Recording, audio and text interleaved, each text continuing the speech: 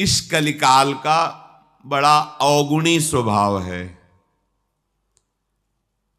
अगर आप गुरुजनों की आज्ञा में नहीं हैं, शास्त्र का स्वाध्याय नहीं किए, शास्त्र के वचन आपके कानों में नहीं पड़े, तो आपके आचरण बहुत ही आसुरी प्रवृत्ति की तरफ ये आकर्षित करके भ्रष्ट करेगा। कलयुग का स्वभाव है। इसमें प्रिय वस्तु होती है व्यभिचार, इसके स्वभाव का। प्रिय वस्तु होती है नशा करना, भांग, शराब, ड्रग्स आदि जो भी नशा करना, व्यभिचार करना और जुआ खेलना। कई तरह से जुआ खेलना होता है। दूसरों के धन का अपहरण करना और दूसरों को दुख पहुंचाना, हिंसा करना, ये इसका स्वभाव है। इसका स्वभाव है। जैसे कालिया नाग ने भगवान से कहा था कि प्रभु मुझे दोष मत देना कि मैंने आप पर प्रहार किया, क्योंकि मेरा स्वभाव आपने ही बनाया है। बहुत वर्षों के बाद भी बदला लेने का स्वभाव मेरा होता है और वो आपके द्वारा ही रचा गया है। इसलिए आप नाराज मत होना कि मैंने आपको बांधा अपने नागपाश में, आप पर प्रहार किया। तो ये कलयुग का स्वभाव है। अगर आप भगवद आश्रित नहीं हैं तो शराब पीना आपको बुरा नहीं लगेगा। देखो, सब कोई जानता है। जब हम यहां से बोलते हैं तो कोई कह सकता है कि ये निषेध क्यों कर रहे हैं, लेकिन आप अपने हृदय में बैठ करके थोड़ा विचार कीजिए, क्या ये आपका स्वास्थ्य बढ़ा देगा? कितने ऐसे हमारे सामने आए हैं जिनके लीवर खराब हो गए, जिनका जीवन खत्म हो गया, उनके परिवार के जन भी हैं। हितदाम में जब दिया कि बहुत शराब पी, अब तो डॉक्टर ने कहा अब मरने, और कुछ दिनों में पधार गए। देखो, क्या आपका स्वास्थ्य इसमें अच्छा रहेगा? नहीं। क्या आपको समाज में से सम्मान मिलेगा? नहीं। नालियों में इधर उधर बेहोश होकर के गिर पड़ते हैं, शरीर की सामर्थ्य नहीं रहती। तो इससे क्या परमार्थ बनता है? नहीं।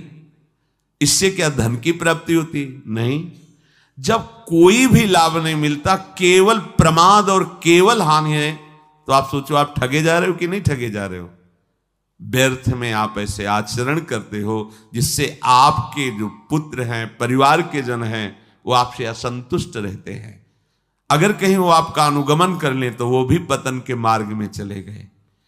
किसी भी असत क्रिया से कभी शांति नहीं। प्यारे समझो, ये कलयुग का स्वभाव है। यदि आप प्रभु का आश्रय नहीं लिए, सत शास्त्रों का स्वाध्याय या श्रवण नहीं करते, तो आपको शराब पीने में हिचक नहीं होगी, क्योंकि स्वभाव है कलयुग का।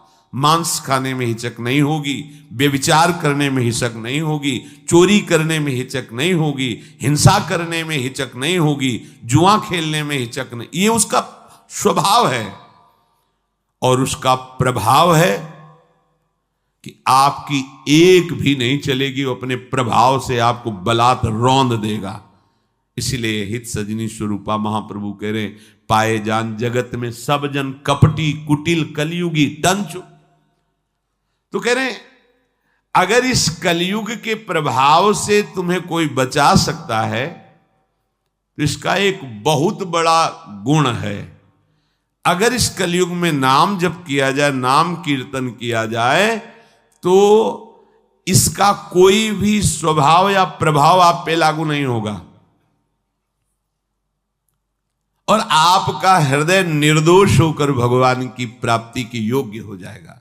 एक ही उपाय है, नाम कीर्तन, नाम जप, भगवत चर्चा करना, भगवत चर्चा सुनना। भगवान की माया शक्ति पर कोई विजय पा सके असंभव, पर विजय पाई जाती है तो कैसे?